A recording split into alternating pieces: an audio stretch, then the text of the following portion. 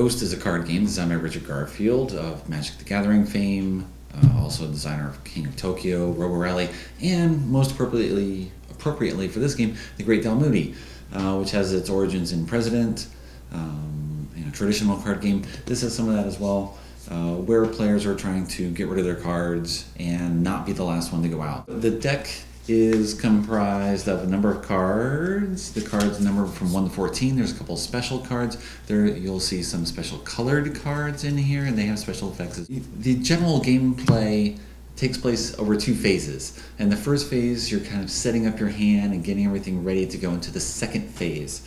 Each player initially starts with a hand of 4 cards, and you look at your hand and see what you have there, and you're going to be playing from that. You also have a mansion of 4 to 12 cards with a number depending on how many players are in the game.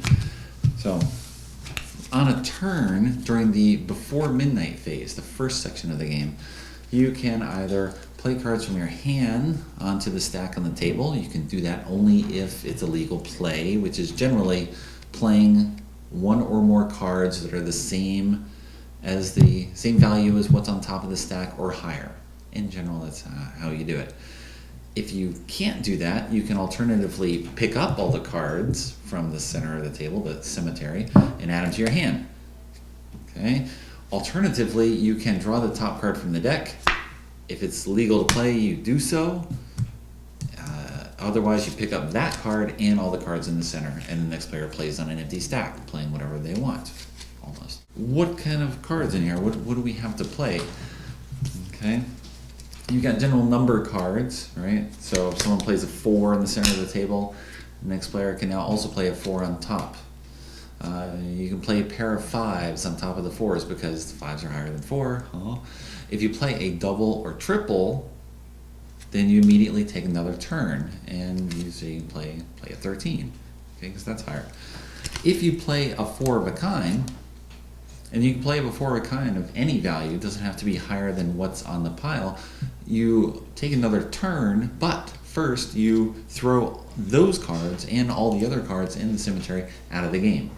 Okay, so it's adjusting the cards that are actually in play. Just as the cards in play are already kind of screwed up to begin with, because you each have only 4 cards in hand, you've got a deck with some, and then you've got mansions with some, so you don't actually know which cards are in play.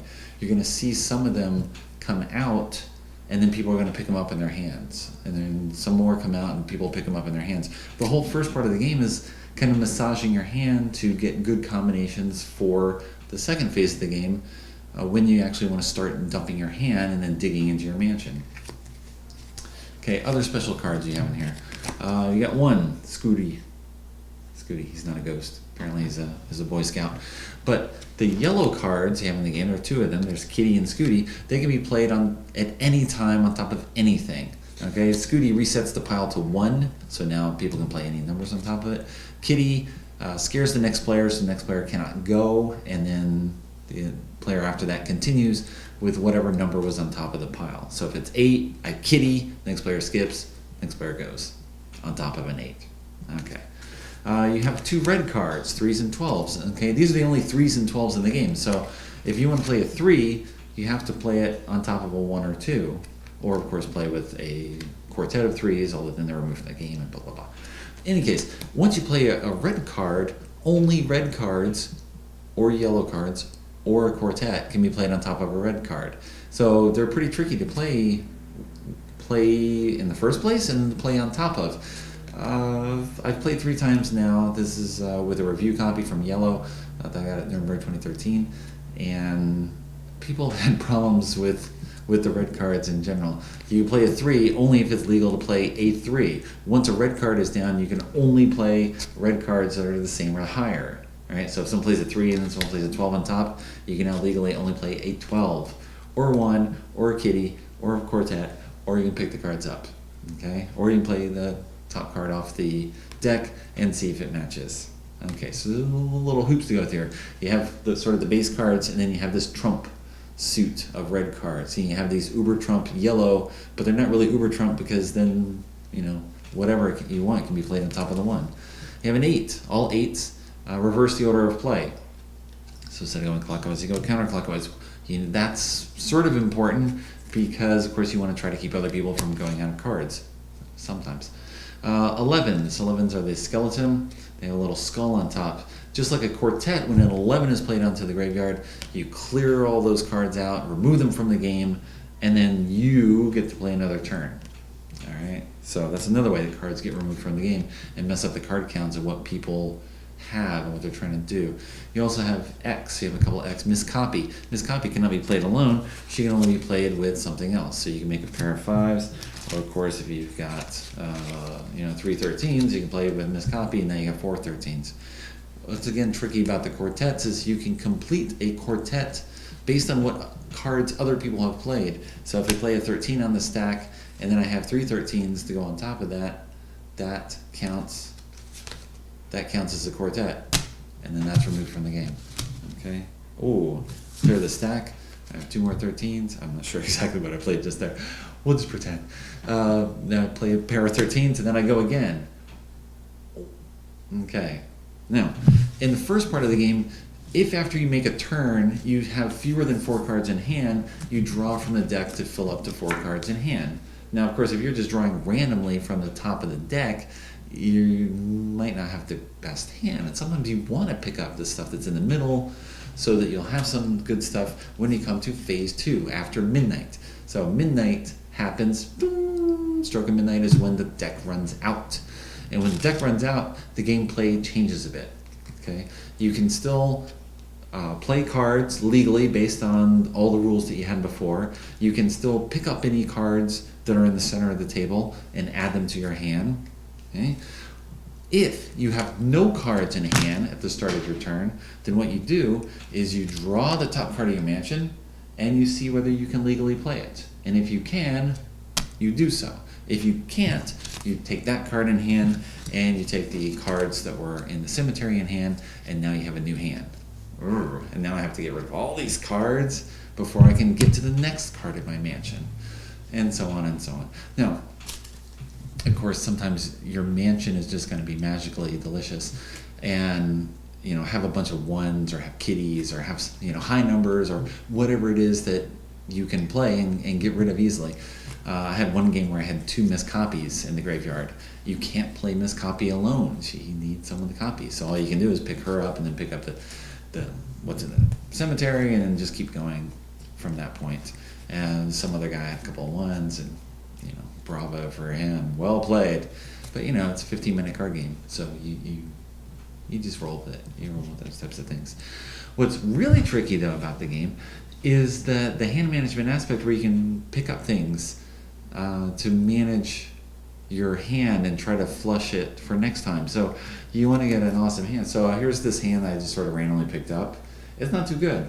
I've got 3 singletons. I do have the red to stiff people. I've got the 11 to clear the pile and go again. So that's not terrible, right? I can always make a play where I play a pair of 9s and then I play an 11 and that flushes the pile. I immediately go again because I play an 11. I'll play a 3 on top to stump other people. So ideally, someone else will have to pick up the stack before it gets back to me, and ideally the numbers will still be low enough that I can play a 10. Okay, maybe this hand isn't so bad after all. But what's cool is you really don't know what's a good hand and how to play it. Again, I played 3 times with 3 different groups because I've been traveling around, so it was like a group in New York, and a group in New Hampshire, a group in North Carolina. So I'm the only one who has experience with the game so far. Sadly, this does not help me necessarily. But it's not clear what's good and what's not good. And initially when you first play, people are all like, yeah, pairs, boom, pair of 9, boom, pair of 13s, boom, pair of 14s. It's your turn. And you're like, no, you have to play on the top of the 14s. I can't play on the 14s. Oh, well, then you have to pick everything up. Of course, you don't have to make people do that when you're first teaching them the game because they're just learning it. You don't want to punish them. So you take it back and, okay, I played 1 14, and now the next player goes, and now I still have 14 in hand. So you're picking up cards and laying down cards and trying to massage your hand so that ideally then you can go out. When after midnight comes, you can be like, I did one time. I forget what it was. It was like a 9, a quartet, a single card, and then my hand was empty, so next turn I'd be able to go from the mansion and start from there. And sometimes you really are excited to pick up things because you can complete a quartet or a triple, or pick up some ones, so you'll have some definite plays that you can get going there. And it's interesting. It's a lot of, I don't know, it's hard to say. It's hard to say mostly because, again, I've played only a few times. It's worked really well, and it's interesting as a 15-minute game where the whole point is, go out first, whoa, you win, and then it's just a struggle not to go out last, because then you get to be the shithead, which is another name for president, which is what this game is based on. So what's also tricky about this game is it includes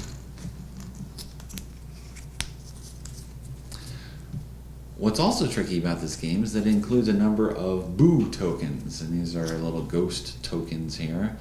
You can play the game over multiple rounds rather than just playing a single round. And what happens then is you now add a point system to the game. Everyone who goes out, which is everyone but the last player with cards, everyone who goes out gets a point. The first player who goes out gets an extra point, bonus point, 2 points for him. The last player to go out gets 3 points, right? 1 point for going out and 2 bonus points. So 3 points total. And when I first explained this to people, they're like, what are you talking about? Why does that person get bonus points? It's worse for me if I go out first, or of course go out in the middle. Well, that's the challenging part of the game. You can try to set yourself up to go out last, but of course you risk not going out at all and getting nothing. So that's what you have to work with. And as multiple people try to go out last, you're now jockeying to force other people to play cards in their turn rather than being able to pick up the cards that are in the stack and prepare themselves for future turns, right? You can always choose not to play a double or not to play a pair or a triple in order to be able to play later on after someone else, or force someone else to go on top of that. It's interesting. There's a lot going on. So anyway, you get these tokens. You get the boo token if you're the last one out in the game. Effectively, that's no points. You keep playing until some player has collected the second boo token. That ends the game. That player cannot win, and whoever has the most points wins. And if there's a tie, you play again, you play again, you play again until the tie is broken. That takes a bit longer because then it's 15 minutes per round, and you don't necessarily know how many rounds it's going to take before you end. But there you go. So like a number of French companies, Yellow's packaged this game in this fancy box. It's got a magnetic clasp. You can hear it close.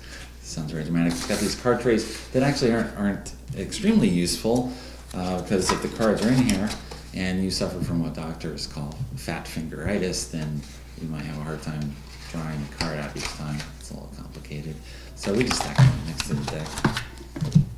You don't have to fuss around with the box, but you can use it for the graveyard. It's got a little reminder of how many cards you get in your mansion when you do that. Just like to point out my favorite card is, of course, Walter. That's what the W stands for, after all.